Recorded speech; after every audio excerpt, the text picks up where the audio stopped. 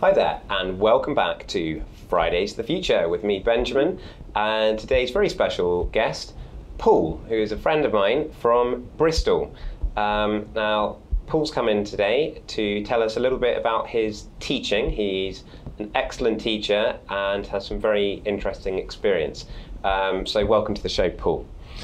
Could you tell us a little bit about where you're working at the moment? So I work at a special needs college for 16 to 25-year-olds in Nailsworth, which is about 20-25 miles from Bristol. So it's a little bit of a commute, so I've got to travel there every day. It takes about 45 minutes an hour. It's a lovely place to work though. It's 120 acre site, and it's all sort of based on outdoor education. So there's like an Iron Age forge there. There's a green woodworking shelter there, and we do green woodwork with the students, pottery there as well, and a cafe. And it's all based on sort of building up the students' transferable skills. So they work on things like working as part of a team, working on an individual basis, working on their punctuality and that sort of thing. And then we integrate sort of maths and English into the lessons that I just mentioned. And what's your exact role there? I'm an education and learning coordinator. Okay. So I'm like a tutor for about 16 students, between 14 and 16 students. So they come to me if they've got any issues with their timetable, and then I sort of coordinate their journey throughout their time at college, and I have meetings with sort of local authorities and parents and manage what they call the EHCP Education Health and Care Plan. So that's like a plan based on students with special needs that looks at all of their needs. Okay. Sounds like you're doing a fantastic job, and I'm sure the parents and the students are very grateful for what you do.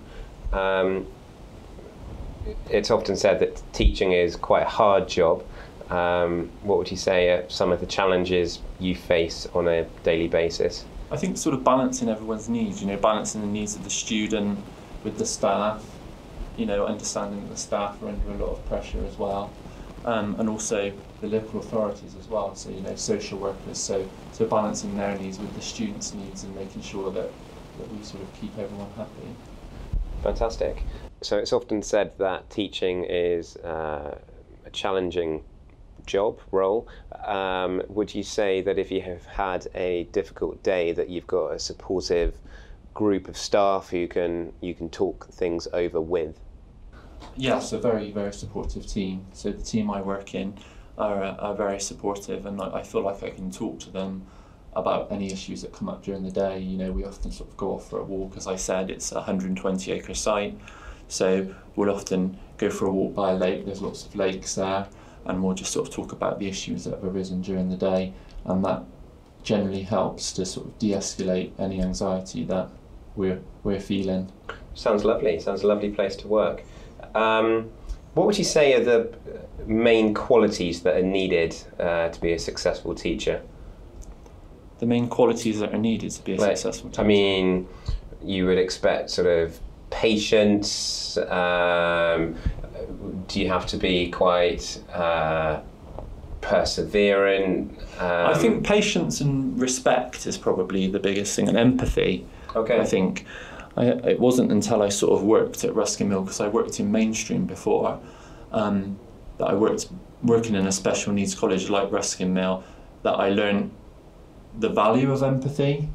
And when you're teaching a lot during teacher training, they talk about like using lots of different behaviour techniques, like broken record, repeating the same instructions over and over again and things like that. And that never really worked for me, and it wasn't until I went to Ruskin Mill that I learned just how valuable it can be to be empathetic towards a student and just to sit and listen to them sometimes. And that's sometimes all they need. Sometimes I haven't got the answers, but just being there and listening to their problems and allowing them to talk, allowing them that space, is often very therapeutic for them. And they're able to communicate clearly, express what they need to say to you most of the time? Most of the time, yeah, there might be some shouting involved, but yeah, they're able to communicate, and you know, if they are shouting or swearing, it's usually because they're escalated about something else. So, you know, if you say to them, you know, come in, sit down, have a cup of tea, you know, let's talk about this, that generally de-escalates them. It might take a few minutes for them to come down, but generally, you know, they just need someone to talk to, as we all do. And are you glad that you're now working in this specialised area of education rather than a more sort of traditional secondary school? Very much so, yeah. I think it really suits my skill set. Fantastic. Yeah. So one last question, Paul. If you met a young lad or a young girl in a bar in their 20s and they hadn't perhaps decided what they were going to do with their future, would you recommend a career in teaching?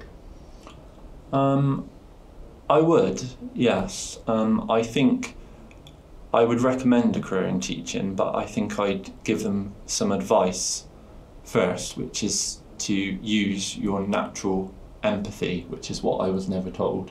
Okay. I was always very worried about managing behaviour, and I will admit that when I was in a mainstream school, I wasn't very good at managing behaviour, and as I said earlier, I think it's actually empathy that allows you to understand other people's emotions and other people's feelings, and also to manage difficult situations that arise. Sure.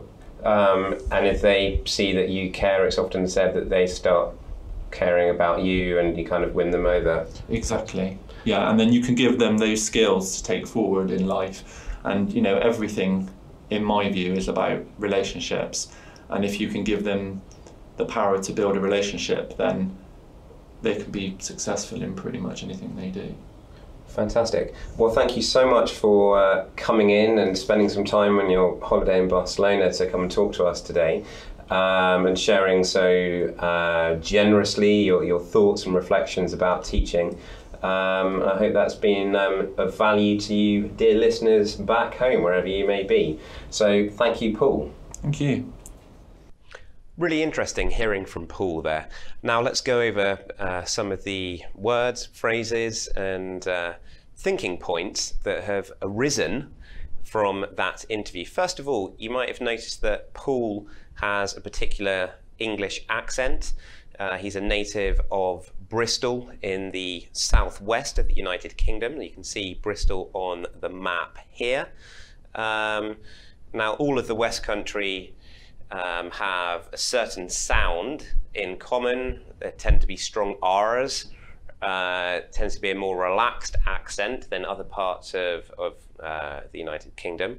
But Paul's is a Bristol accent.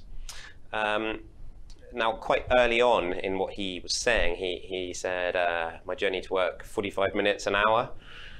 Now, in conversational English, we can sometimes miss out certain articles, or you wouldn't miss out like nouns, but some words are occasionally dropped. This is particularly relevant for certain accents, such as Hull, where I used to be a student. They never say the there. Like, maybe we can get a Hull speaker on here very soon. I'm hoping so. Right. Next phrase I wanted to pick out, he said there was an Iron Age forge. Now, historically speaking, the Iron Age was in Europe from the 8th century BC to the 6th century, and a forge is a place where metal is heated to a very high temperature so that it can be sort of manipulated into different shapes, changed into different shapes for different purposes. He also said that some of his students can do pottery there. This is where you are working with clay, heated clay, and changing it into shapes to make pots and dishes. Okay. Paul also mentioned a transferable skill. Now, I don't know if you've ever had to make a transfer on in your bank, but it means you're changing money from one bank to another bank. Another use of this word, a transfer in terms of travel. You might have to change flights at a certain airport. So a transferable skill is a skill that you learn in one place, but you can take that skill and use it with something else. For example, speed reading. Yeah, it's going to be useful in lots of different areas of your life. Integration. Okay, this picture is a really nice visual way of understanding the word. It's where people fit in, they find their purpose, people are brought together. If you integrate well in society, it means you fit in, you're able to communicate well, people understand you, you find your role, etc. Okay? Now, quite a technical term that Paul used that you absolutely don't need to know unless you're particularly interested in working in his field, his area of specialism, education, health and care plan. I only mention that because it's slightly difficult to hear it in the audio. So he said an education, health and care plan. Okay. Issues that have arisen.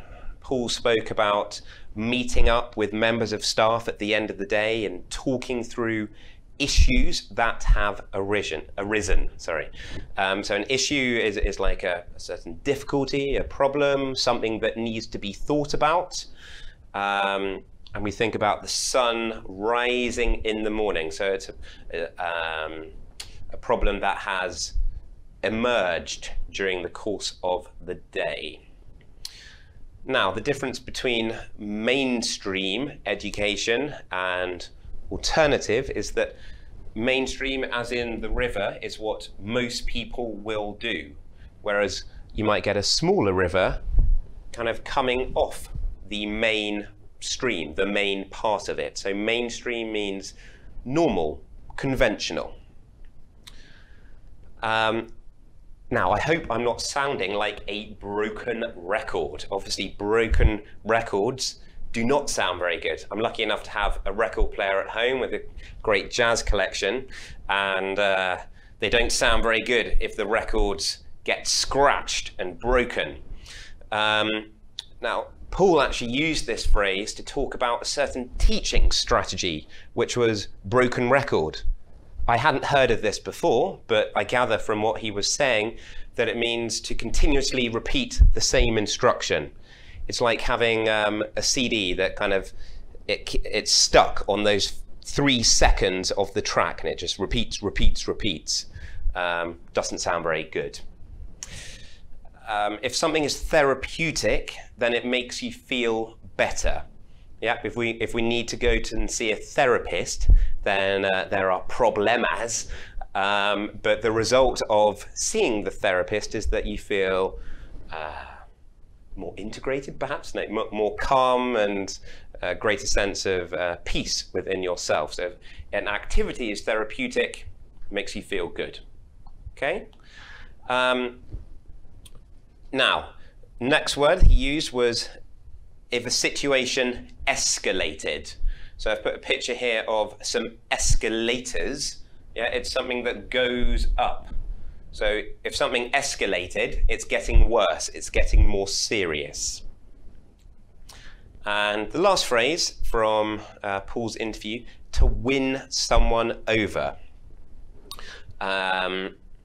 Perhaps I work just around the corner from a square where people are often doing quite political activities. Now, the people listening to them might not agree with them, but if they won someone over, then they would make someone agree with them. If you win someone over, then they start to trust you, to like you, to understand and respect your point of view. I hope I've won you over. See what I'm doing there? Yeah, good. What do you need to do? Well, you need to subscribe so that you can get more of these videos. We've got some really great experts lined up in future episodes who I'm going to be talking to in the very near future. Hope you've learned something. Remember, if you really want to master your vocabulary, you do need to revisit words that you've learnt. So write down these words somewhere, and then maybe in a few days' time, test yourself. so that your brain is storing this information and it's not just going in one ear and out the other. Until next time, take care.